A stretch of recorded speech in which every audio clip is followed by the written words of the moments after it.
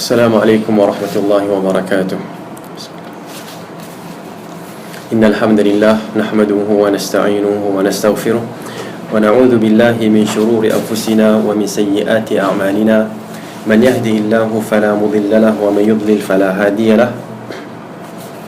Wa ashhadu an la ilaha illallah wahdahu la sharika lahu wa ashhadu anna Muhammadan 'abduhu wa rasuluh. Amma ba'd. فإن أصدق الحديث كتاب الله وخير الهدي هدي محمد صلى الله عليه وسلم وشر الأمور محدثاتها وكل محدثة بدعة وكل بدعة ضلالة وكل ضلالة في النار. Alhamdulillah, pertama sekali kita bersyukur pada Allah Subhanahu wa taala yang mana pada malam ini 25 Sya'ban 1435 Hijrah bersamaan dengan 23 Jun 2014 dapat kita bersama-sama lagi untuk meneruskan perbincangan dan pengajian kita berkenaan dengan manhaj at-talaqi wal istidlal inda ahli sunnati wal jamaah, metodologi, sumber ilmu dan pengambilan ilmu di sisi ahli sunnati wal jamaah. Sebelum ini kita telah bincangkan dua ataupun tiga dasar utama di sisi ahli sunnah wal jamaah dalam talaqi dan juga istidlal, iaitu al-aslul awal, dasar yang pertama ialah ta'zimun nusus asy-syar'iyyah, mengagungkan nas-nas agama. Okey, dan di bawahnya terdapat perbincangan berkaitan dengan ta'zim kalamin nabi, mengagungkan ungkapan Rasulullah sallallahu alaihi wasallam. Okey, dan juga at-tathabbut fi fi'li sunnah, mengenal pasti bahawa dalam sesuatu perbuatan sunnah Nabi SAW, memastikan bahawa itu benar-benar sunnah barulah diamalkan. Dasar yang kedua, al-i'timad ala sunnati sahihah, berpegang kepada sunnah yang sahih sahaja. Itu antara dasar ahli sunnah wal jamaah, mereka berpegang kepada sunnah Nabi SAW yang diambil daripada hadis-hadis yang sahih, bukannya hadis yang dhaif dan juga bukannya hadis yang maudhu'. Okey. Kemudian dasar yang ketiga, sihhatu fahmin nusus, kesahihan dalam memahami nas-nas, dalam memahami dalil-dalil. Nakal tu ialah yang dibawa kan daripada satu generasi ke generasi. Itu nama kita panggilkan an-naqlu, nama lain lah bagi dalil, ataupun nama lain juga bagi nas. Nas itu ialah satu perkara, okay, yang dinyatakan, okay, dan dalam konteks ini dinyatakan oleh Allah dan juga dinyatakan oleh Rasulullah sallallahu alaihi wasallam. Okey, jadi dasar yang ketiga ialah sihhatu fahmin nusus, kesahihan memahami nas. Okay, bukan sahaja mengagungkan sunnah, mengagungkan Al-Quran dan sunnah, bukan sahaja mengambil daripada sunnah yang sahih, tetapi juga memahami dengan cara yang betul. Dan di bawah perbincangan ini kita telah bincangkan satu daripada empat, okey, iaitu kita telah bincangkan al-i'timadu ala manhaji as-sahabah, berpegang kepada manhaj para sahabat, okey, radhiyallahu anhum ajma'in.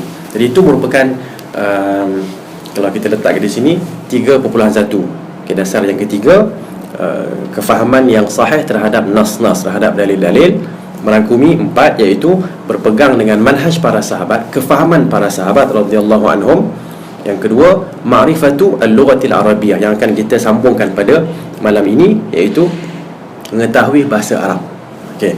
Dan yang ketiga, insya-Allah selepas itu, jam'un nusus al-waridah fil babil wahid, mengumpulkan nas-nas yang terdapat dalam satu perbincangan, dalam satu bab, dalam satu topik, dalam satu perbincangan. Okay, jadi kita dapati ahli sunnah wal jamaah, ulama ahli sunnah wal jamaah, mereka mengumpulkan terlebih dahulu. Okay, mengumpulkan terlebih dahulu, barulah mereka mengeluarkan sesuatu hukum. Dan yang keempat, ma'rifatu maqasid tashri'il islami, mengetahui maqasid, tujuan-tujuan utama, okay, at-tashri', pensyariatan Islam. Apa dia yang ditekankan oleh Islam? Adakah Islam menekankan rahmat ataupun menekankan azab? Ya, adakah Islam ingin menyusahkan ataupun memudahkan, dan sebagainya. Okey. Jadi di sini edisi terjemahan oleh rakan kita Ustaz Adli hafizahullah. Kita berada di muka surat yang ke-39. Kedua, mengetahui bahasa Arab. Okey. Baik, saya rasa kita pergi perenggan demi perenggan. Dalam perenggan yang pertama, kita dapati penjelasan di sini oleh penulis, iaitu Syekh, mana nama dia? Suwayyan Ahmad bin Abdul Rahman As-Suwayyan. Beliau sebenarnya saya beritahu oleh Ustaz, salah seorang rakan saya lah kan, tak sebut apa lah kan, oleh seorang Ustaz ni, bahawa sebenarnya Syekh Ahmad ni nak datang sini kan, tapi akhir-akhirnya tak jadi pasal dia sibuk. Jadi saya cadangnya tu lah, nak kalau dia datang tu nak bawa sini kan, supaya dia buat satu daurah satu hari ke, bincang buku ni terus, dia sendiri yang karang benda tu. Tapi insyaAllah masa yang lain kalau dia datang, kita akan cuba usahakan untuk mendapat penjelasan kan, apa yang mungkin kenapa ditulis benda ni dan sebagainya. Baik, kita teruskan. Perenggan yang pertama, agar difahami petunjuk-petunjuk kitab dan sunnah di atas bentuk yang sahih, mestilah diketahui bahasa Arab yang Al-Quran Al-Karim turun di dalam bahasa itu. Okey. Dan Rasulullah SAW tujukan percakapan kepada sahabat-sahabat baginda menggunakan bahasa itu kerana ini berulang-ulang keprihatinan ulama-ulama umat Islam dan imam-imam mereka terhadap bahasa Al-Quran, supaya diletakkan arahan yang mensyariatkan pada kedudukannya yang selayaknya dari segi agama, dari segi syarak. Maksudnya, ringkas kat sini, bahawa untuk kita memahami Al-Quran dan sunnah Nabi SAW, kita perlu memahami bahasa Arab. Bahasa Al-Quran adalah bahasa Arab. Bahasa Rasulullah SAW juga adalah bahasa Arab. Jadi kalau kita nak faham Islam, kita kena faham bahasa Arab.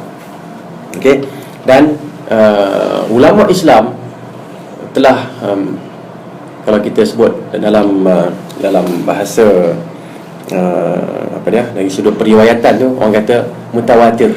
Telah mutawatir daripada ulama Islam bahawa mereka benar-benar menekankan sudut pengajian bahasa Arab dan kefahaman bahasa Arab untuk memahami agama. Antaranya ialah berikut. Qala al-Imam Syafi'i rahimahullahu ta'ala. Al-Imam Syafi'i berkata,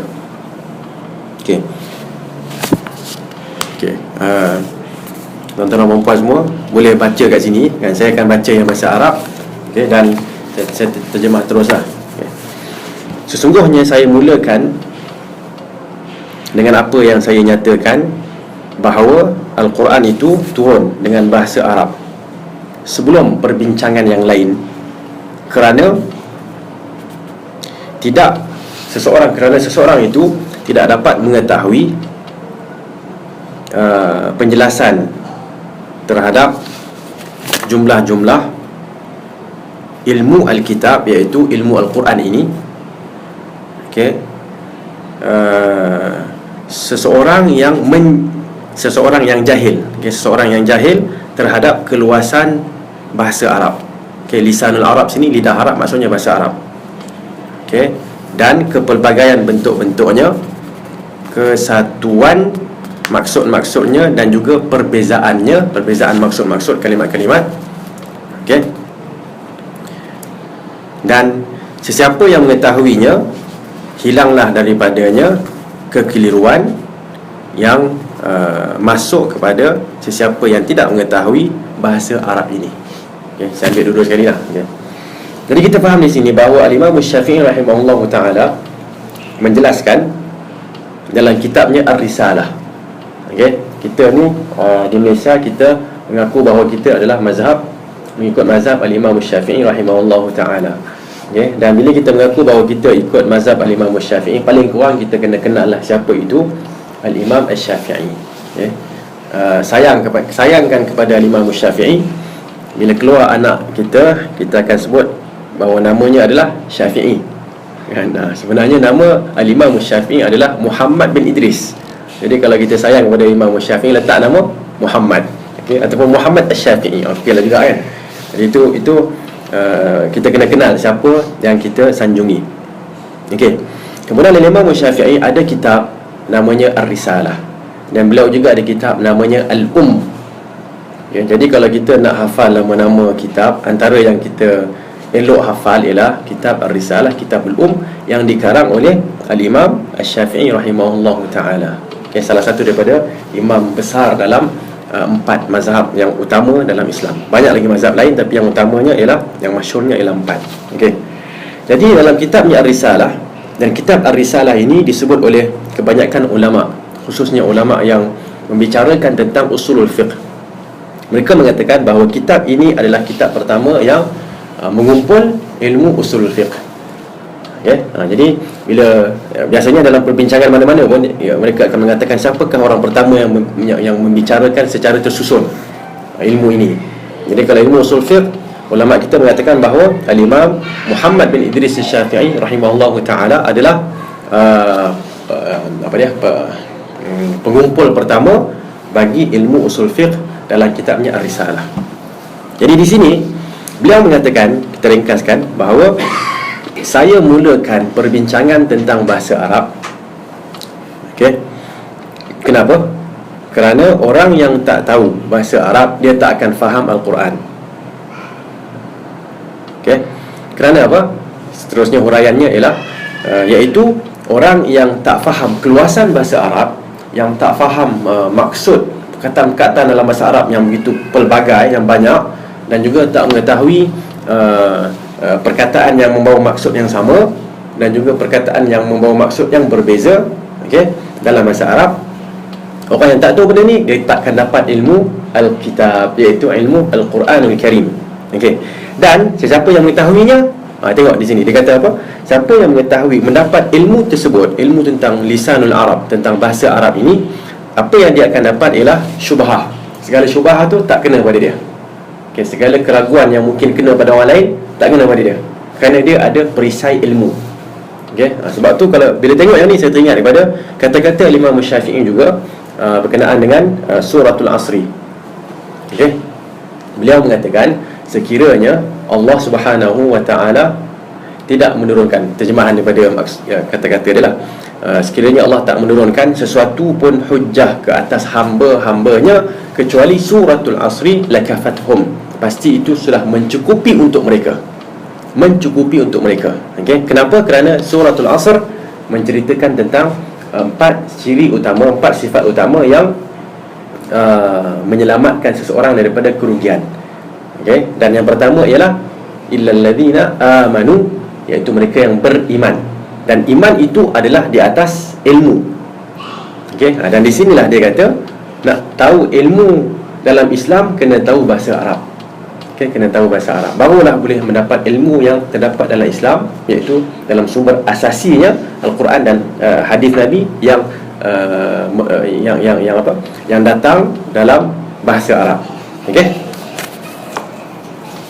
Jadi jelas kata-kata Imam Syafi'i. Jadi masa saya belajar dulu dekat UIA, kan adalah beberapa orang, ataupun seorang lah, bukan beberapa orang, seorang pensyarah ni, dia mengatakan nak tahu Islam sekarang ni, syaratnya ialah kena tahu bahasa Inggeris. Jadi ini satu musibah besar lah, satu musibah besar bagaimana orang yang mengajar Islam, yang dinamakan ustaz ke pensyarah ke ni, dia terkesanlah dengan apa dia panggil lah, budaya ataupun culture shock agak je lah. Dia kena kejutan budaya kan, nampak hebat, orang putih hebat, jadi dengan bahasa Inggeris ni, dengan perkembangan ilmu dalam sekarang lah, dunia sekarang ni, jadi dia mengatakan nak tahu Islam kena tahu bahasa Inggeris. Kalau dia sebut nak sebarkan Islam kena tahu bahasa Inggeris, munasabah lagi. Tapi kalau nak tahu Islam kena tahu bahasa Inggeris, macam lebih baik dia ubah kepada, kalau nak tahu Islam seperti yang disebutkan oleh ulama-ulama kita, kena tahu bahasa Arab. Okey. Wa qala Ibnu Abdul Barr Al-Qurtubi rahimahullahu taala, Ibnu Abdul Barr Al-Qurtubi telah menyatakan, telah berkata dalam kitabnya Jami'u Bayanil Ilmi wa Fadlihi. Okey, katanya antara perkara yang diperlukan untuk memahami hadis, adalah apa yang telah kami nyatakan ataupun kita nyatakan.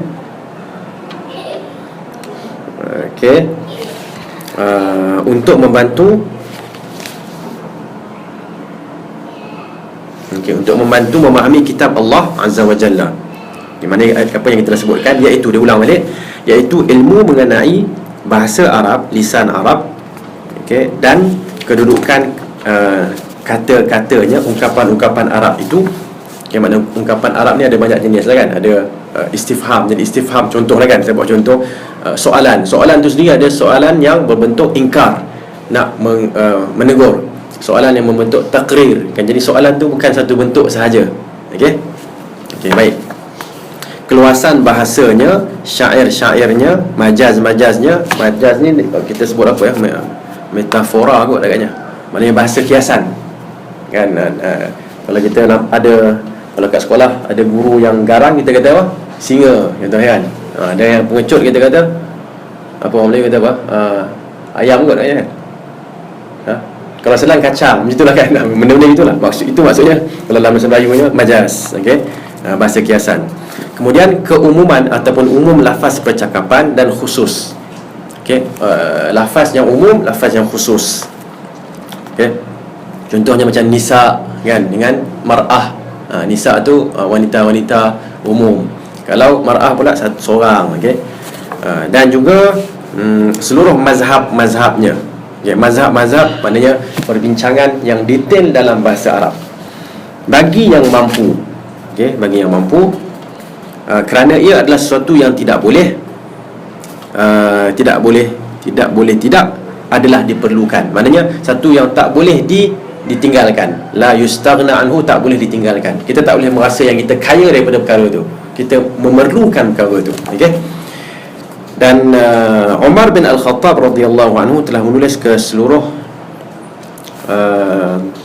pelosok negeri, an yata'allamus sunnah, hendaklah mereka mempelajari sunnah, wal fara'id, dan juga ilmu fara'id, wal lahan, iaitu an-nahwu. Lahan ini, kalau sebut perkataan asal lahan adalah kesilapan lah, kesilapan dalam bahasa.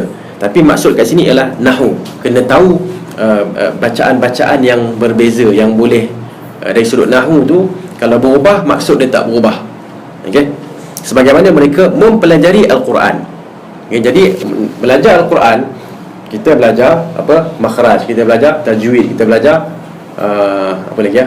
Tartil mungkin, ataupun bacaan taganni, memperlagukan Al-Quran, mencantikkan suara kita. Di samping kita belajar Al-Quran, sebagaimana kita belajar Al-Quran, kita kena belajar sunnah, faraid, dan juga nahwu, iaitu bahasa Arab. Jadi ini adalah wasiat daripada Umar bin Al-Khattab, ataupun perintah daripada Umar bin Al-Khattab yang dinyatakan oleh Ibn Abdul Bar Al-Qurtubi.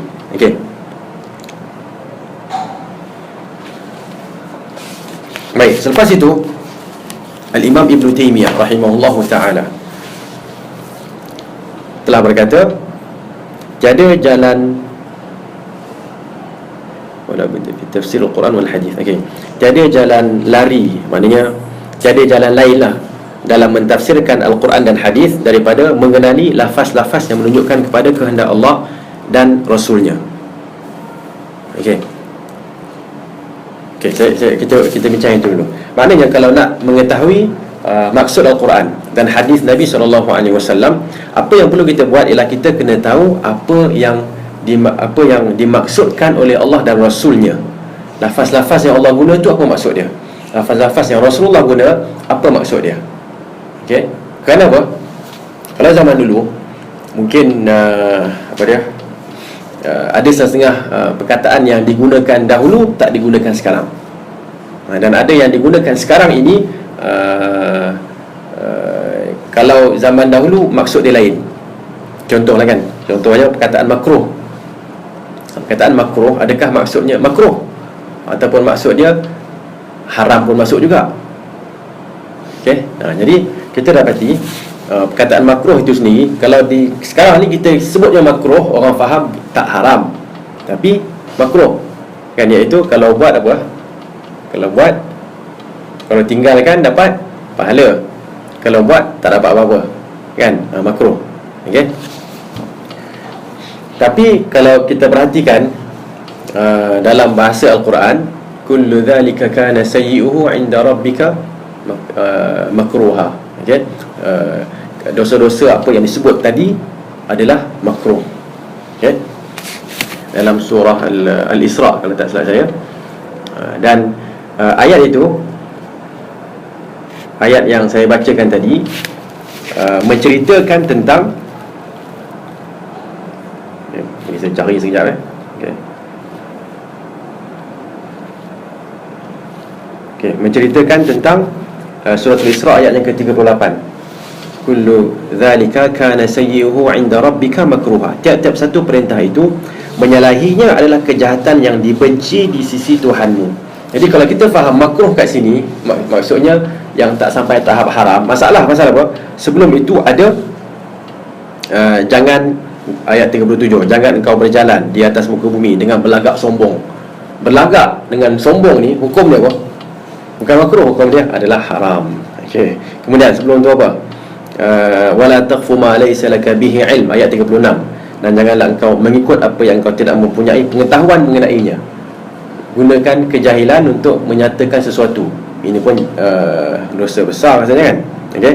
Kemudian sebelum tu ada apa lagi? Wala taqrabu malal yatim, ayat 34. Jangan ambil harta anak yatim. Takkan kita nak kata hukum dia makruh je ustaz? Ni dah Allah kata makruh. Ayat berapa tadi?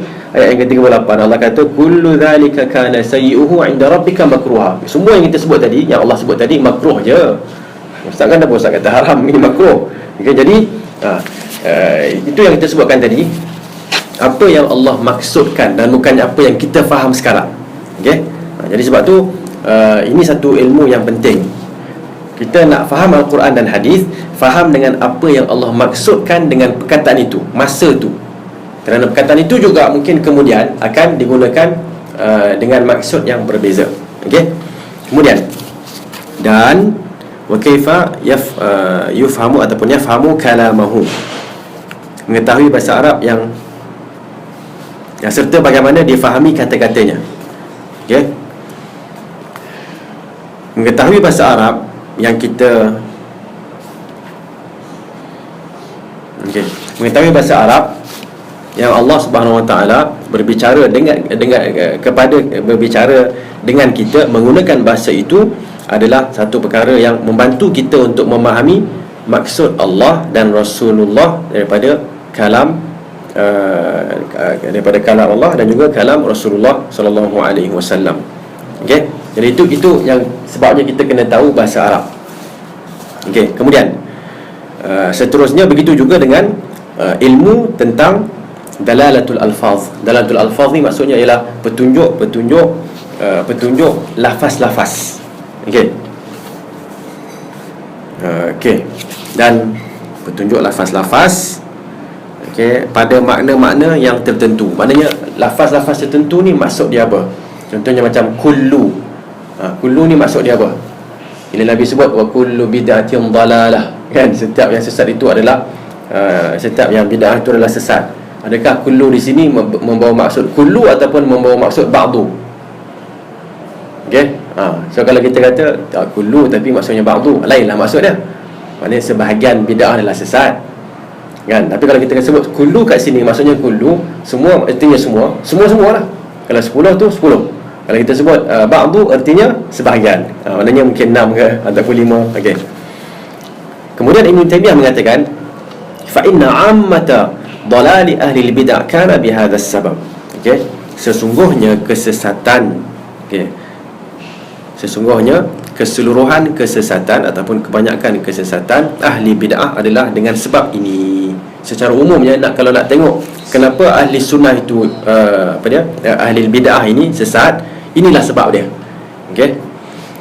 Kerana apa? Diuraikan lagi, mereka membawa kata-kata Allah dan Rasulnya kepada apa yang mereka dakwa ia menunjuk kepadanya. Dia faham kataan itu dengan satu maksud. Jadi dia kata apa yang Allah sebut itu adalah ikut apa yang saya faham. Sepatutnya ialah apa yang Allah sebut, kita cuba nak tengok apa yang Allah maksudkan. So bukannya apa yang Allah sebut tu kita nak bawa kepada apa yang kita maksudkan, ataupun kita faham daripada perkataan tu. Okey. Sedangkan Masalahnya ialah sedangkan perkara tersebut bukanlah seperti yang mereka dakwa. Bukan seperti yang bukanlah sedemikian rupa. Teruskan lagi. Asy-Syatibi rahimahullah taala berkata, yang dimaksudkan di sini bahawa Al-Quran turun dengan bahasa Arab secara keseluruhannya atau secara umumnya. Maka pencarian kefahamannya, pencarian usaha untuk memahaminya hanya terjadi pada jalan ini sahaja. Maknanya pada jalan ini, iaitu pada jalan lisanul Arab, jalan bahasa Arab. Kerana Allah Subhanahu wa taala berfirman, "Inna anzalnahu Qur'anan Arabiyyah." Surah Yusuf ayat yang kedua. Sesungguhnya kami turunkan kitab itu sebagai Quran yang dibaca dalam bahasa Arab. Bilisanin Arabiyyin mubin. Syu'ara 195. Dengan bahasa Arab yang fasih serta terang nyata. Kemudian lisanul ladzi yulhiduna ilaihi a'jamiyyun wa hadha lisanun arabiyyun mubin. Bahasa orang yang mereka sandarkan tuduhan kepadanya itu ialah bahasa asing, sedangkan Al-Quran itu berbahasa Arab yang fasih nyata. Dalam surah An-Nahl 103. Dan banyak lagi ayat-ayat lain yang menunjukkan bahawa Al-Quran adalah dalam bahasa Arab. Al-Quran adalah Arabi wa bilisanil Arab. Turun dalam bahasa Arab dan membawa maksud Arab, maksud yang dibawa yang terdapat dalam bahasa Arab, dan bukannya a'jami. A'jami maksudnya ialah yang bukan Arab. Ajam Arab, a'jami Arabi. Jadi dengan itu, sesiapa yang nak faham Al-Quran, maka dia perlu memahami bahasa Arab. Tak ada jalan lain. Tidak ada jalan lain untuk dia memahami Al-Quran kecuali dengan memahami bahasa Arab. Ini dinyatakan oleh Al-Imam Asy-Syatibi rahimahullah ta'ala.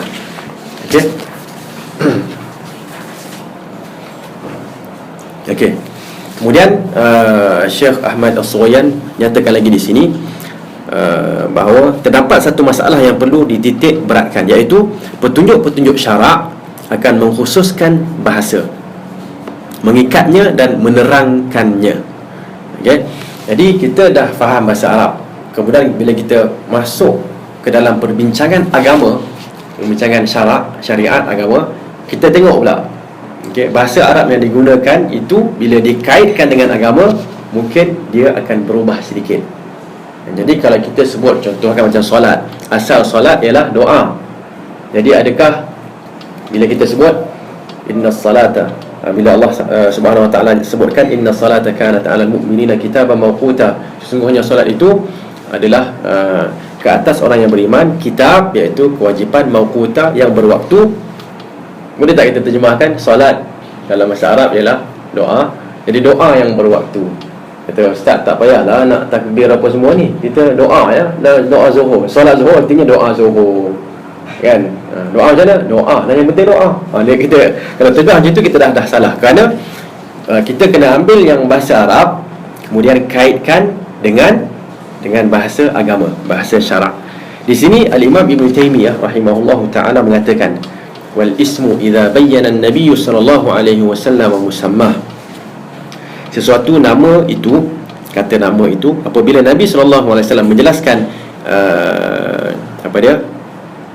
perkara yang dinamakan dengannya, menjelaskan perkara yang dinamakan, nama, bila Nabi kata nama solat itu ialah perkara ini, sesuatu perkara, tidak semestinya baginda telah menukilkannya daripada bahasa Arab atau menambah padanya.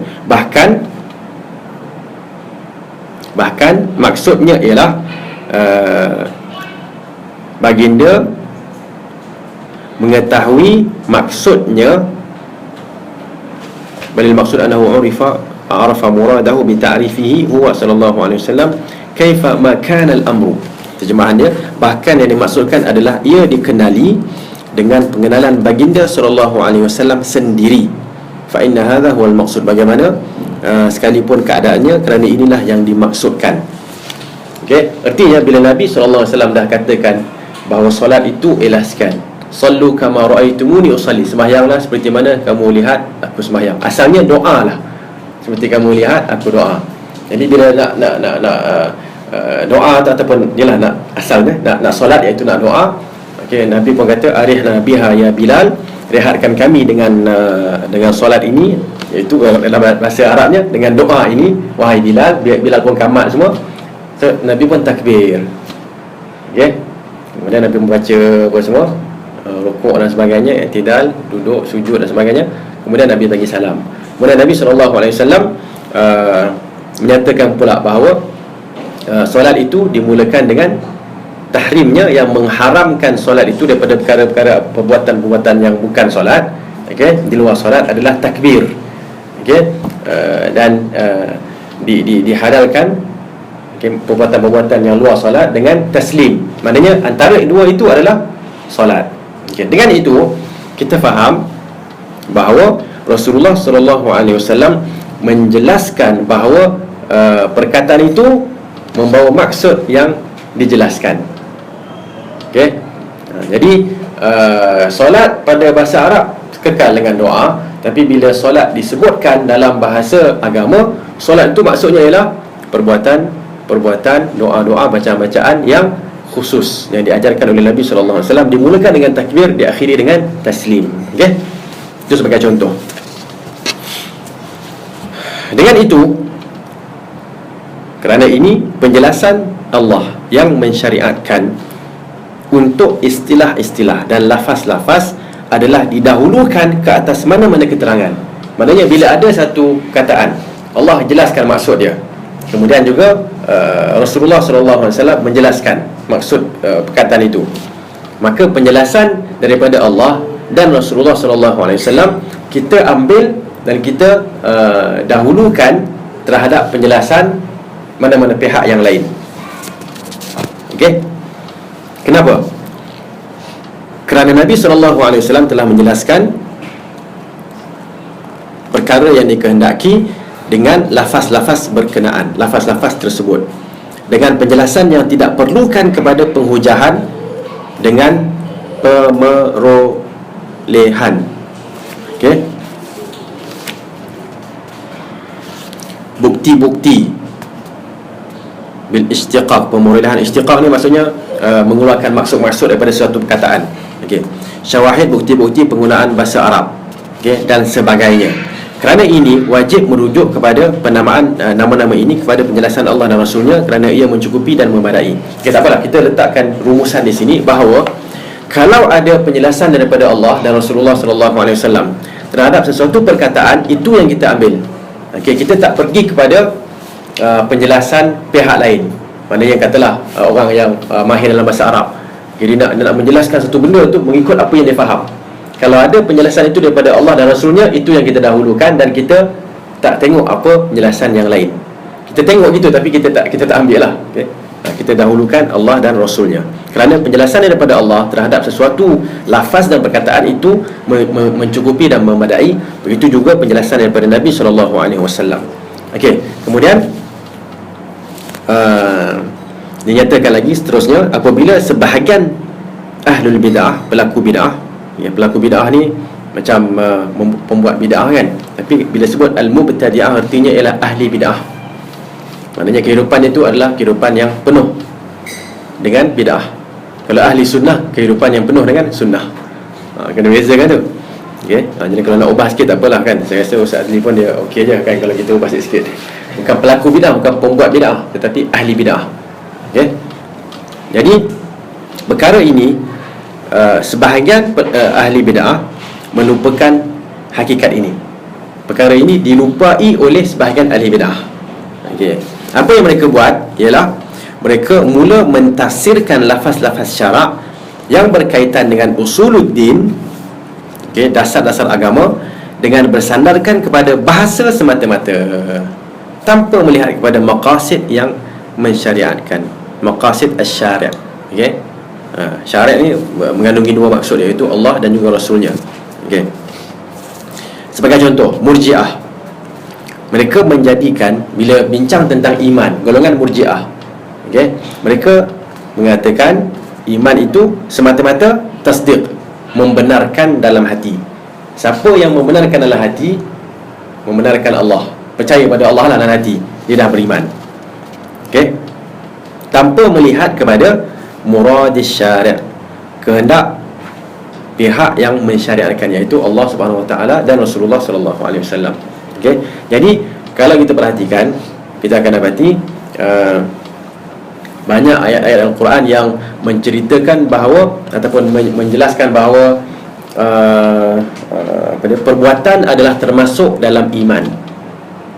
Okay, perbuatan termasuk dalam iman. Antaranya ayat berkenaan dengan solat. Okay, ayat yang berkaitan dengan solat. Bila ada mushaf kat sini, ayat yang berkaitan dengan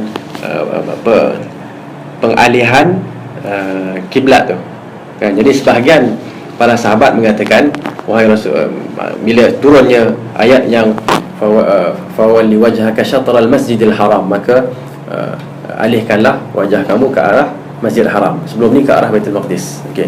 So bila alih tu, sebahagian para sahabat mengatakan, bagaimana dengan sahabat-sahabat kami yang mati sebelum ni? Okey, yang mati sebelum dialihkan.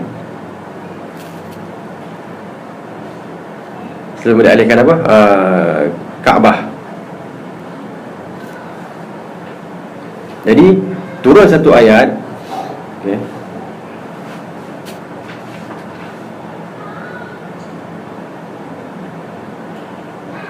turun satu ayat yang mengatakan Allah Subhanahu Wa Taala tidak akan mensia-siakan amalan. Okey, sekejap lagi kita carilah ayat ni. Okey, dia sekitar, kalau ada mushaf tu tengok dalam, ada mushaf tak? Cari sat tengok. Quran. Saya ingat lagi ayat tu kat mana, tapi bukan surah apa tu tak ingat.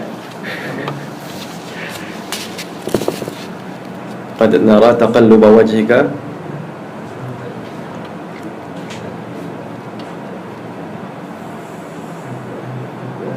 Okey, apa tu ayat ni? Fawallu wujuhakum syatrah. Okey, wa mallahu bighafilin amma ta'malun, amma ya'malun. Tidak akan okey, tengok dalam surah Al-Baqarah ayat yang ke-144. Okey, qad nara taqalluba wajhika fis sama'. Kerap kali kami melihat engkau, wahai Muhammad, berulang-ulang menengadah ke langit, melihatlah kan ke langit. Maka kami benarkan engkau berpaling menghadap kiblat yang kau sukai. Oleh itu,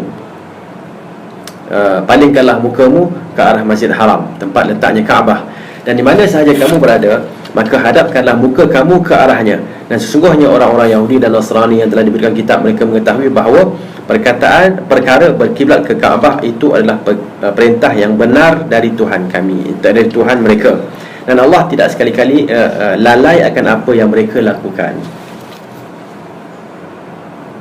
Okey, kemudian ada lagi disebutkan di sini.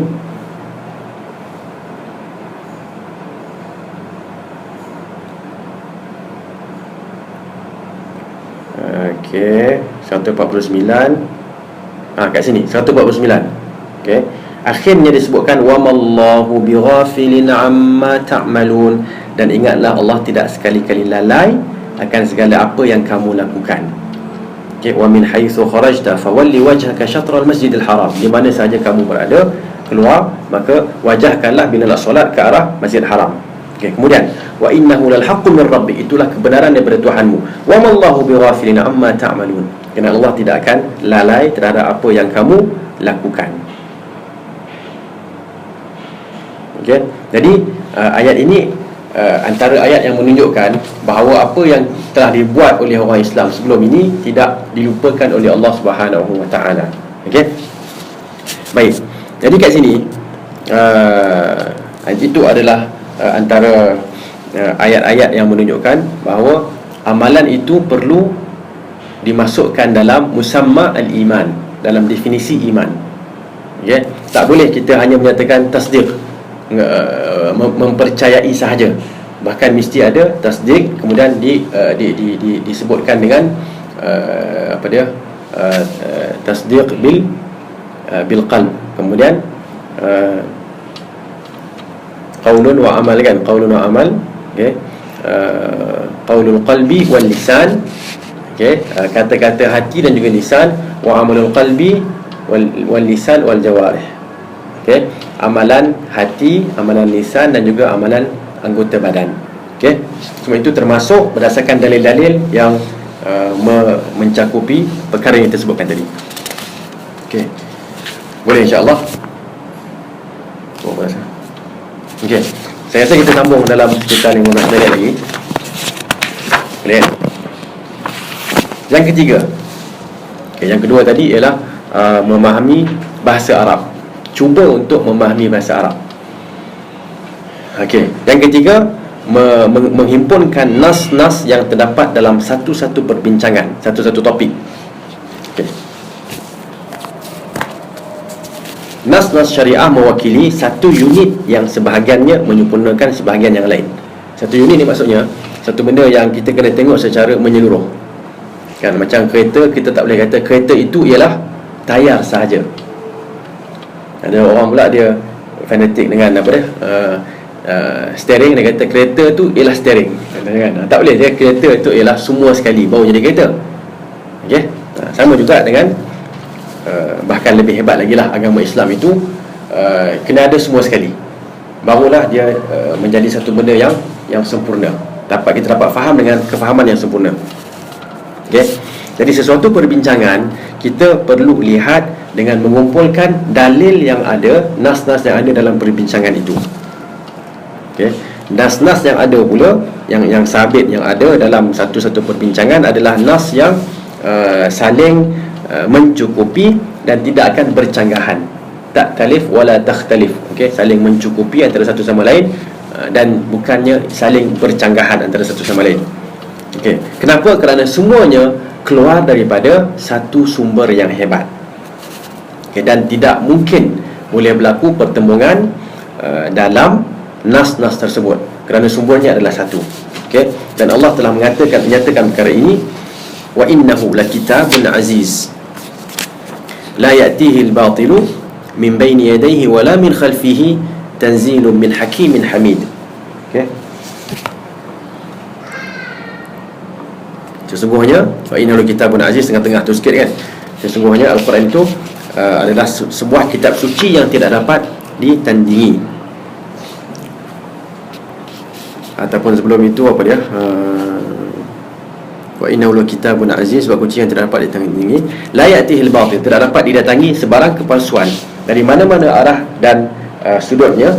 Ia diturunkan dari Tuhan yang maha bijaksana lagi maha terpuji. Okey, bila datang daripada Allah Subhanahu Wa Taala satu sumber, okey, dari satu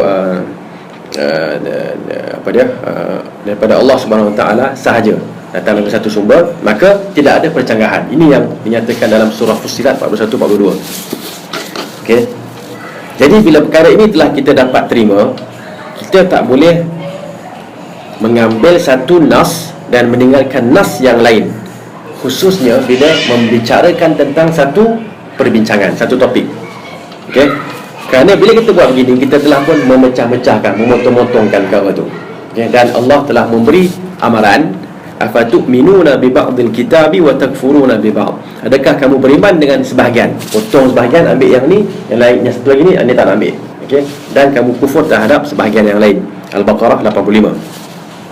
Dan di sinilah kita dapati Al-Imam Ahmad bin Hanbal, Imam Ahli Sunnah, okay, mengatakan al-hadithu idza lam tajma' turuqahu lam tafhamhu.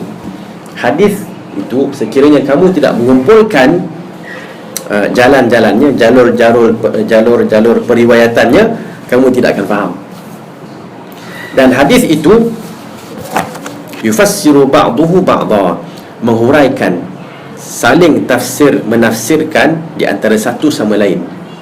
Okey, satu hadis ni kita nampak tak faham, ambil daripada sanad yang lain, Jadi sini mungkin diriwayatkan dengan maksud, ini diriwayatkan dengan lafaz, ini diriwayatkan dengan situasi yang lain, tapi maksud dalam perbincangan yang sama. Jadi bila kita kumpulkan, kita faham. Ada tempat-tempat contohnya kan Nabi angkat tangan. Okey, dan ada tempat-tempat yang Nabi doa, Nabi tak angkat tangan.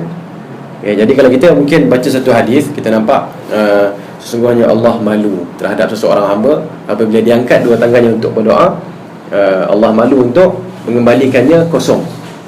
Kalau kita faham, nak doa kena angkat tangan. Habis masa sujud, kalau kita nak doa, nak kata nak macam mana? Contohnya kan, sujud macam ni, nak doa, angkat macam tu kan. Jadi pasal apa? Saya baca hadis tu. Hadis itu adalah hadis dalam keadaan bukan sujud. Tak ada sahabat-sahabat yang melihat Nabi solat tak pernah pun mengatakan masa sujud Nabi buat macam ni, tak ada. Baik. Kemudian Al-Imam Ibn Taymiyah rahimahullahu ta'ala mengatakan, sekiranya seseorang itu boleh membezakan, seseorang yang alim itu boleh membezakan antara apa yang Nabi sebut dengan apa yang Nabi tak sebut, selepas itu yang dia perlukan ialah memahami maksud yang disebutkan oleh Nabi SAW, dan mengumpulkan antara hadis-hadis Nabi SAW, dan yadummu kulla syaklin ila syaklihi, juga menggabungkan setiap bentuk dengan bentuknya. Dia kena buat satu apa dia panggil sinergi ataupun sekarang ni ada sekolah apa? Sekolah agama apa dia panggil tu? Allah Akbar. Dia kalau bahasa Arab dia takamuliyah, integrasi kan. Dia kena integrate kan. Dia kena integrasikan. Dia tak boleh letak ini lain, ini dunia, ini akhirat, tak. Integrasi, letak sama-sama. Baru nampak kecantikan. Jadi satu bentuk dengan satu bentuk ni letakkan. Jadi dia nampak satu keserasian. Lalu yang akan berlaku ialah dia akan kumpulkan antara apa yang Allah Subhanahu Wa Taala kumpulkan. Tapi kalau dia ambil satu, dia tak ambil yang lain, dia telah mengasingkan apa yang Allah kumpulkan. Dan selepas itu, wa yufarriqu baina ma farraqa Allah bainahu wa rasuluhu sallallahu alaihi wasallam. Dia mengumpulkan apa yang Allah dan Rasulnya kumpulkan, dan dia membezakan apa yang Allah dan Rasulnya bezakan. Ini satu benda yang penting. Kalau Allah samakan, kita samakan. Kalau Allah bezakan, kita bezakan. Sebelum saya teruskan, macam lelaki dengan perempuan, Allah kata sama ke tak sama? Dari satu sudut macam sama. Dari sudut pahala dengan dosa sama. Dari sudut hak nak masuk syurga sama. Tapi dari sudut dia panggil tanggungjawab tak sama. Jadi kalau kita terbalikkan, kita ada masalah besar. Contohnya dalam faraid. Dalam faraid, adakah Allah menyamakan antara lelaki dengan perempuan? Jawapannya tidak. Tapi nak masuk syurga sama ke tak sama? Sama, dua-dua boleh masuk. Dalam apa lagi tanggungjawab. Siapa yang kena jadi imam? Siapa yang kena cari rezeki? Asalnya lah, siapa yang cari rezeki? Lelaki. Asalnya siapa yang kena jadi imam? Lelaki. Boleh tak kita nak lantik seorang imam tu perempuan? Tak boleh. Kerana banyak sangat lelaki yang layak jadi imam. Jadi dalam benda-benda itu kita tak boleh samakan. Kita tak boleh kata lelaki perempuan kan sama, dua-dua masuk syurga. Disebabkan mereka sama ada hak untuk masuk syurga, maka mereka juga ada hak, dua-dua ada hak untuk jadi imam, jadi khatib. Sebagaimana lelaki itu dia boleh poligami 4 orang. Perempuan pun dia ada hak yang sama. Kenapa? Ini adalah hujah akal kan. Kalau lelaki boleh 4 orang, perempuan pun boleh 4 orang. So kita kata ini Allah cakap dibenarkan untuk lelaki, tapi Allah tak kata pun untuk perempuan. Bahkan perempuan tu satu. Baik. Kemudian inilah ilmu yang memberi manfaat kepada orang yang beriman, orang Islam. Dan wajib talaqihi wa qabuluhu. Wajib kita mengambilnya dan menerimanya. Dan dengan perkara inilah ulama-ulama Islam telah menjadi pemimpin-pemimpin yang hebat. Seperti Al-Arba'ah, iaitu imam mazhab 4 dan lain-lain. Semoga Allah merahmati mereka semua. So itu caranya. Kumpulkan dari dalil untuk memahami.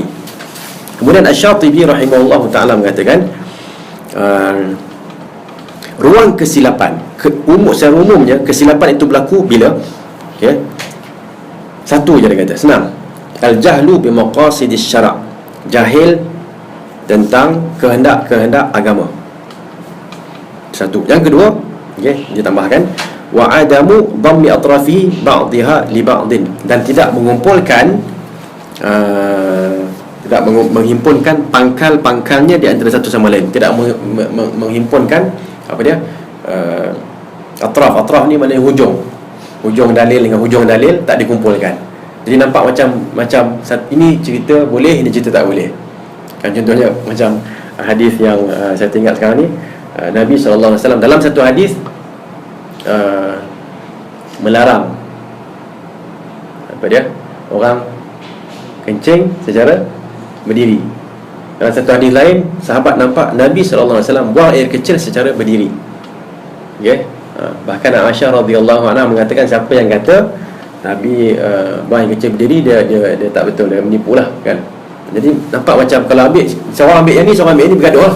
Tapi kalau kumpulkan, tengok betul-betul, cek, kalau di tempat yang tak ada percikan, okay, dan di tempat yang dia boleh kawal apa dia, daripada kena percikan najis dan sebagainya, tak ada masalah. Okay, begitu caranya. Okay, kemudian okay, tidak jahil terhadap maksud agama, kemudian tidak menghimpulkan apa dia, penjuru-penjuru dalil, okay, untuk diserasikan. Kemudian dikatakan kerana tempat pengambilan dalil-dalil di sisi para imam yang hebat, okay, yang teguh dalam agama, tidak lain tidak bukan, innama huwa, tidak lain tidak bukan, daripada ataupun bahawa syariah diambil sebagai satu gambaran yang menyeluruh, kasuratul wahidah, satu gambaran, dan bukannya gambaran yang berbeza-beza, yang terpecah. Boleh faham ya maksudnya sekarang ni? Apa yang dibuat oleh ulama-ulama kita ialah mereka memahami agama secara keseluruhan. Mereka bukan memahami agama tu sudut hadis, dapat satu hadis itulah dia, hadis lain tak terima, tak. Dapat satu hadis, kumpulkan semua yang berkaitan dengan satu perbincangan, dengan itu mereka mengeluarkan satu resolusi. Okey, mengikut apa yang terdapat daripada kulliyat dan juz'iyat. Okey, maknanya daripada dasar umum dan juga dasar khusus, dasar yang terperinci bagi setiap perkara. Okey, dan juga selepas itu keumuman dan kekhususan, perkara yang umum dan khusus, perkara yang mutlak, perkara yang muqayyad. So bila ada dalil yang umum, okay, digunakan mengikut yang khas, dalil yang mutlak digunakan mengikut yang muqayyad, yang mujmal mengikut yang mufassar, mujmal yang tidak dijelaskan, mufassar yang dijelaskan. Okey, dan seterusnya lah. Ini sebagai contoh sahaja yang dinyatakan oleh Al-Imam Syatibi. Ini juga sebenarnya menyentuh tentang usul fiqh. Sebab tu penting kita memahami usul fiqh, tapi kena faham ikut ahli sunnah wal jamaah. Okay, jangan faham ikut ahli kalam. Ahli kalam ni dia belajar juga usul fiqh, tapi mendahulukan akal mereka dalam memahami dalil. Okay. Kemudian apabila terhasil kepada yang meneliti keseluruhannya satu hukum daripada hukum-hukum, maka itulah yang dicakapkan apabila ia diminta untuk dicakapkan. Maknanya selepas dia dah buat benda tu, barulah dia memberikan penjelasan. Bukannya daripada awal lagi dapat satu dalil haram, lepas tu ni yang halal ni, ni tak betul, dia tak tengok pun yang tu. Okey, kita kumpulkan dulu antara dalil yang mengharamkan dan menghalalkan, tengok sah tak sahih apa semua. Lepas tu barulah keluarkan satu rumusan. Okey, kemudian Al-Imam Syatibi sebutkan lagi, okey, oleh itu keadaan orang-orang yang teguh, rasikhuna fil ilm, orang yang pakar dalam agama, mereka menggambarkan memahami syariah sebagai satu gambaran yang menyeluruh, yang sebagai gambaran yang satu, surah Al-Wahidah, satu gambaran yang menyeluruh. Okey, yang sebahagiannya membantu sebahagian yang lain, bukannya sebahagian merupakan musuh pada yang lain, lawan kepada yang lain. Okey, kemudian contohnya seperti anggota tubuh manusia, apabila ia digambarkan dengan gambaran yang mendatangkan hasil, Maknanya anggota tubuh manusia, kalau kita nak ceritakan tentang manusia yang sempurna dari sudut kejadian ialah yang ada kepala, ada tangan dan sebagainya lah. Tapi kalau kita nak sebut kepala sahaja, inilah manusia.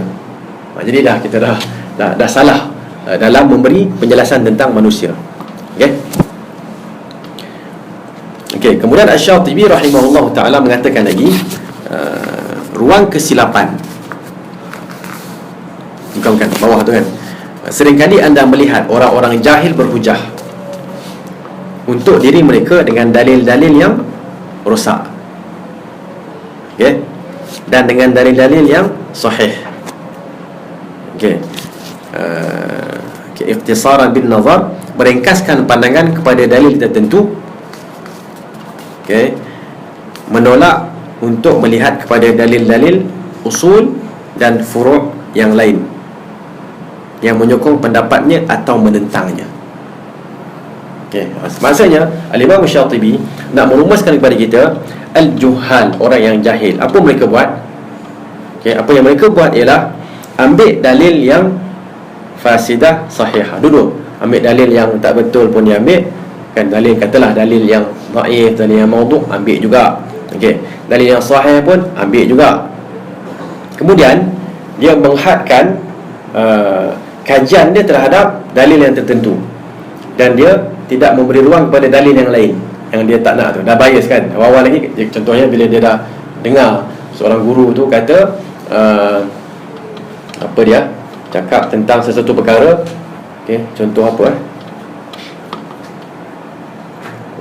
antara macam tadilah Murji'ah tadi, bahawa tasdiq, iman itu tasdiq. Jadi bila guru-guru mereka mengatakan demikian, dia pun akan tengoklah apa dia dalil yang menunjukkan iman itu adalah percaya sahaja. Dia ambil dalil tu.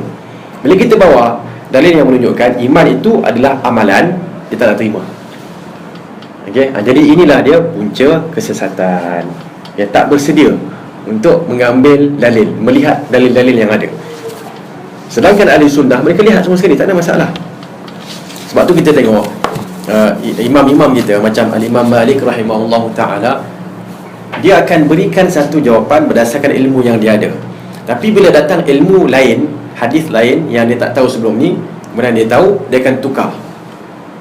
Berbeza dengan golongan yang fanatik, dapat yang tu sampai kesudah dia takkan ubah, walaupun dia tahu ada dalil lain yang sahih yang bercanggah dengan apa yang dia pegang. Baik. Selepas itu kaedah yang menyeluruh kan. Selepas perbincangan tadi, kita faham bahawa kita mesti himpunkan nas-nas yang datang dalam satu topik dan letakkan setiap nas pada tempatnya. Yang umum macam tadi, yang umum, yang khusus, mutlak, muqayyad dan mujmal, mufassal dan sebagainya. Nasih, mansukh. Jangan amalkan yang mansukh. Yang nasih saya tak nak, saya nak ambil yang mansukh, yang mula-mula turun saya nak. Tak boleh. Yang mula-mula turun, kita terima. Tapi yang terkini itu sepatutnya kita ambil. Sekiranya dia dapati dia akan memadamkan hukum yang sebelumnya. Kemudian akan disebutkan di sini, Syekh Ahmad mengatakan, akan tetapi kadang-kala muncul pertembungan pemikiran cetek pada fikiran pengkaji nas-nas ini. Kerana ini para pimpinan ilmu, para ulama meletakkan kaedah-kaedah ilmiah bagi menjauhi pertembungan berkenaan. Maknanya kadang-kadang kita tak ada ilmu, kurang ilmu lah. Kita dah belajar tapi makin belajar sebenarnya makin banyak yang kita tak tahu. Kita perlu terus belajar. Jadi bila kita dah belajar, mungkin kita ada sedikit ilmu, kita nampak macam ini satu dalil ni bercanggah dengan dalil ini. Ini kata betul boleh, ini kata tak boleh.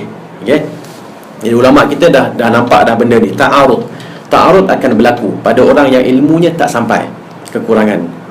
Jadi siapa yang melihat ada satu dalil yang bercanggahan, ta'arud, bercanggahan dengan satu dalil, dia kena buat perkara-perkara yang berikut. Pertama, menggabungkan di antara nas-nas yang sahih melalui salah satu daripada cara-cara berikut. Kalau nampak ada, tengok dulu sahih tak sahih. Kalau dhaif, awal-awal lagi tolak. Kalau palsu, ustaz ni hadis palsu bercanggah dengan hadis sahih. Apa saya nak buat? Macam mana saya nak gabungkan? Tak payah gabung. Buang je yang hadis palsu tu. Okey, hadis dhaif dengan hadis bercanggahan dengan hadis yang sahih. Hadis dhaif tu letak tepi, ambil yang hadis sahih. Selesai. Okey, tapi kalau hadis sahih nampak bercanggahan dengan hadis sahih, barulah kita buat yang ni. Kita gabungkan. Okey, sinkronisekan ataupun integrasikan, mengembalikan yang am kepada yang khas, mutlak kepada muqayyad, mujmal kepada mubayyan. Okey, mutasyabih kepada muhkam. Kemudian an-nasikh, okay, didahulukan terhadap yang mansukh, dan cara-cara yang lain yang sepertinya yang dinyatakan dalam kitab-kitab usul fiqh. Okey. Kemudian yang kedua, kalau tak boleh nak gabungkan dengan cara-cara tu semua tak boleh, barulah pergi kepada tarjih. Tarjih iaitu menghukumkan satu dalil itu lebih kuat daripada dalil yang kedua. Okey. Dan cara tarjih juga telah pun dinyatakan oleh para ulama usul fiqh.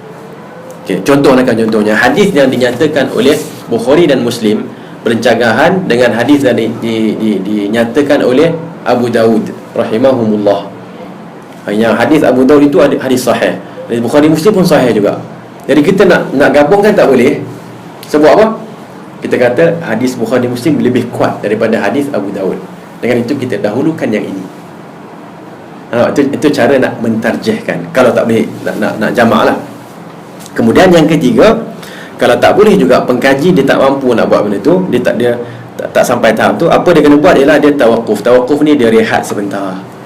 Kan, bila kereta kita dah panas sangat kan, memang kena berhenti dulu, servis dulu kan. Servis tu maksudnya tambah lagi ilmu kan, tanya lagi ulama, barulah kita dapat menggabungkan semula. Okey, antara dua benda yang kita nampak macam bercanggahan ini. Okey.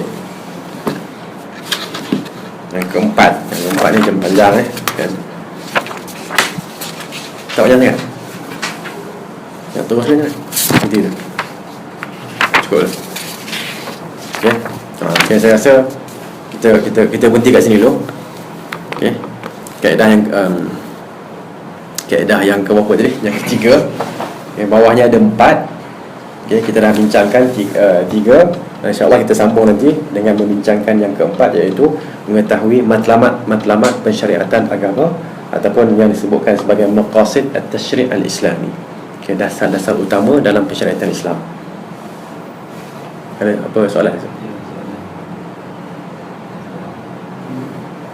Ustaz, apa ganjaran kita kalau kita bawa orang masuk Islam ataupun kita berkahwin dengan seorang yang bukan Islam? Soalan pertama tu baguslah. Apakah ganjaran bagi kita yang membawa orang yang bukan Islam masuk Islam ataupun kembali kepada Islam? Okey, ganjaran dia cukup besar. Li ayyahdiyallahu bika rajulan wahidan khairul laka min humurin na'am. Kan? Rasulullah sebutkan kepada Ali radhiyallahu anhu, sekiranya Allah memberi hidayat melalui kamu pada seorang lelaki, seorang individu lah kan, okay, jauh lebih elok untuk kamu daripada humurin na'am, iaitu unta yang mahal, unta yang cukup mahal ni. Nak bandingkan tu tak boleh bandingkan, okay? Dan unta yang mahal ni, saya dengar lah kawan-kawan Arab mengatakan anak dia pun dah ratus-ratus ribu lah, ataupun puluh-puluh ribu lah. Tu anak dia pun belum bapak dia lagi kan, okay? Lagi mahal lagi, okay? Jadi jelaslah bahawa siapa yang boleh sampaikan hidayat kepada orang, dia jangan bakhil untuk menyampaikan hidayat tersebut. Sampaikan, baligh anni walau ayah, okay? Baligh anni walau ayah, sampaikanlah daripada aku walaupun sepotong ayat. Ayat yang kita faham, hadis yang kita faham, nampak orang perlu, kita beritahu di mana sahaja. Okay? So tak semestinya dalam kelas. Kalau kita keluar tengah-tengah minum, nampak orang minum tangan kiri kan, rasa-rasa kita boleh tegur, dia tegur lah, okay? Dan sebagainya. Tapi bahagian kedua dalam soalan tu, kahwin dengan non-Muslim, ni masalah sikit lah kan. Ada perbincangannya, iaitu kalau yang non-Muslim itu ialah musyrik ataupun musyrikah, tak boleh. Contohnya lelaki Islam nak kahwin dengan perempuan musyrikah yang syirik. Syirik ni maksud disembah patung, okay? Itu tak boleh. Begitu juga sebaliknya, orang yang muslimah nak kahwin dengan lelaki yang musyrik, tak boleh juga. Okey, itu selesai. Ini memang ijma' lah, tak ada masalah ni. Okey, pergi kepada yang ada khilaf sedikit, iaitu orang Islam nak kahwin dengan sebelum tu, lepas tu yang kedua, sebelum sampai kepada yang saya nak sebut tadi, kalau wanita muslimah nak kahwin dengan lelaki yang ahli kitab, boleh ke tak boleh? Pun tak boleh juga. Okay, dia muslimah, bakal suami dia ahli kitab, Yahudi, Kristian, tak boleh. Ini pun tak ada khilaf juga. Ketiga, dia adalah muslim dan dia nak kahwin dengan Nasraniyah ataupun Yahudiyah, ahli kitab. Okay, yang ini ada khilaf. Sebagian ulama membenarkan dengan syarat dan sebagian ulama tidak membenarkan dengan hujah. Okay. Yang tak membenarkan dengan hujah mengatakan ahli kitab dengan Nasrani, dengan Yahudi ni pun, walaupun mereka ahli kitab tapi dia dah banyak buat syirik. Okay. Jadi tak boleh. Yang membenarkan dengan hujah pula mengatakan di zaman Nabi SAW, ahli kitab yang ada itu ialah ahli kitab yang dah pun buat syirik, tapi Allah masih lagi mengiktiraf mereka sebagai ahli kitab. Dan Allah mengatakan bahawa makanan mereka wa ta'amul ladzina utul kitab halul lakum, makanan orang yang diberikan kitab pada mereka adalah halal untuk kamu. Okay? Dan begitu juga wanita-wanita mereka halal untuk kamu. Dan itu pun berlaku di zaman Nabi SAW. Zaman sahabat pun, bila Umar radhiyallahu anhu membuka Rom, okay, dan wanita Rom kita tahu macam mana kan, Itali kan, tengok sekarang macam mana. Okay, jangan tengok lama-lama lah, tengok sikit je. Okay. Jadi bila sahabat sampai ke sana, apa yang mereka nak kahwin lah kan dengan wanita ahli kitab, tapi Umar tak benarkan. Bila Umar tak benarkan, okay, sahabat datang dan sahabat mengatakan, wahai Umar, adakah engkau mengharamkan perkara yang Allah halalkan? Maknanya para sahabat dia orang tahu orang Islam lelaki boleh kahwin dengan perempuan ahli kitab. Sebab tu bila Umar larang, dia orang datang, dia dah kata okey, kami memang tak boleh pun, bukan? Dia kata bila datang, adakah engkau nak mengharamkan benda yang Allah halalkan? Jadi Umar ada siasah politik tertentu, iaitu kalau aku tidak mengharamkan apa yang Allah halalkan, tetapi sekiranya orang Islam yang lelaki kahwin dengan wanita-wanita ahli kitab ni, siapa yang nak kahwin dengan wanita-wanita Islam? Okay, so itu politik Umar, tak benarkan supaya wanita Islam tak terabai. Tapi kalau alhamdulillah wanita-wanita Islam dah kahwin semua kan, kemudian ada pula lelaki Islam yang tak kahwin lagi, ataupun tak kahwin lagi, dua-dua lah, belum kahwin ataupun tak kahwin lagi, 2-3 kan, dan dia berkemampuan untuk buat demikian. Dan ada juga wanita-wanita ahli kitab ni, okay, yang boleh dididik minat kepada Islam. Itu dah cerita lain lah. Boleh rasanya ambil pandangan tu, tapi kena pandai-pandai tengok dengan situasi lah. Kalau dekat Malaysia adakah dibenarkan, tak dibenarkan, pandai-pandai lah tengok benda tu. Okay? Tapi kalau dekat negara-negara luar, saya rasa sebahagian negara tak ada masalah. Jadi tapi itu perbincangan ilmiah, itu cara dia. Okay, Wallahu a'lam. Benarkah pendapat jumhur ulama mengharamkan menerima order?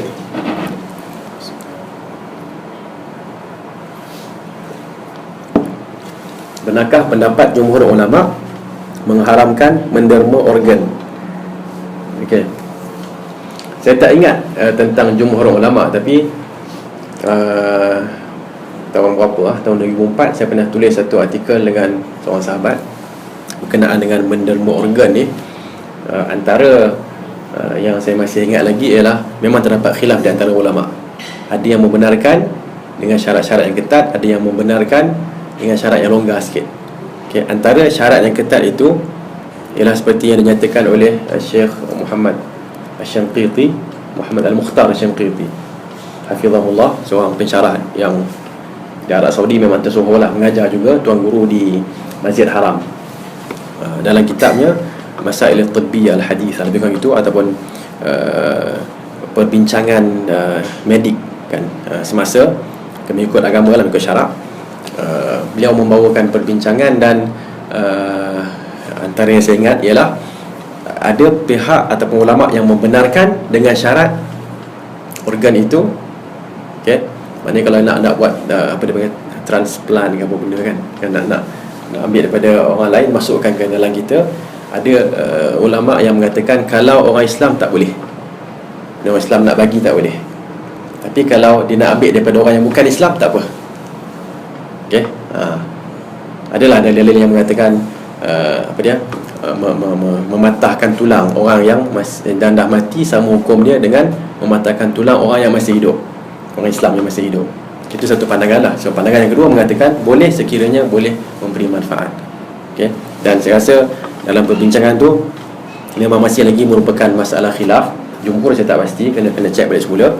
Tapi setakat apa yang sedikit kajian yang saya buat, sekiranya tidak mendatangkan mudarat, sekiranya tidak mendatangkan mudarat, okay, dan boleh memberi maslahah kepada umat Islam, dibenarkan.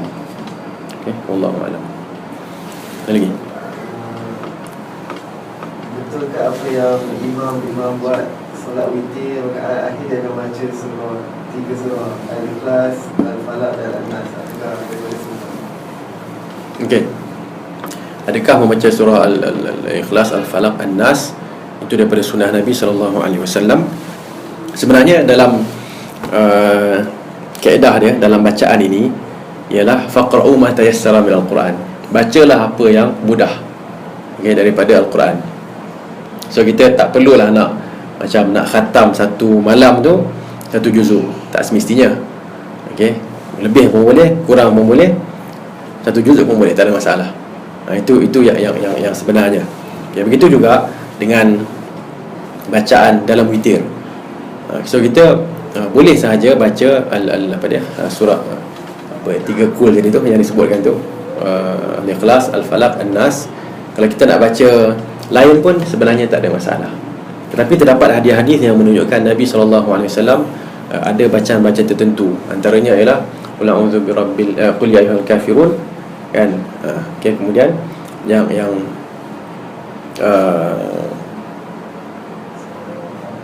Sabbih isma rabbikal a'la kan. Okay, suratul a'la, kemudian al-kafirun, kemudian al-ikhlas. Okay, tapi kalau nak tambah tak ada masalah. Dia bukannya satu benda yang menjadi kewajipan untuk ikut benda tu, tak. Yes. Okay. Yes. Jadi dengan itu kita berdoa agar Allah Subhanahu Wa Taala mempermudahkan kita untuk dapat mengamalkan sunnah Nabi SAW dalam menimba ilmu dan berhujah dengan ilmu tersebut. Sebagaimana kita akan masuk ke dalam bulan Ramadan sekitar 5 hari lagi, so kita juga berdoa daripada Allah Subhanahu Wa Taala untuk memanjangkan umur kita, dapat kita beramal ibadat dalam Ramadan yang mulia ini. Dan dengan itu kita tutup dengan tasbih al-kafar. Subhanakallahumma wa bihamdik, asyhadu an la ilaha illa anta, astaghfiruka wa atubu ilaik. Wallahu ta'ala a'lam.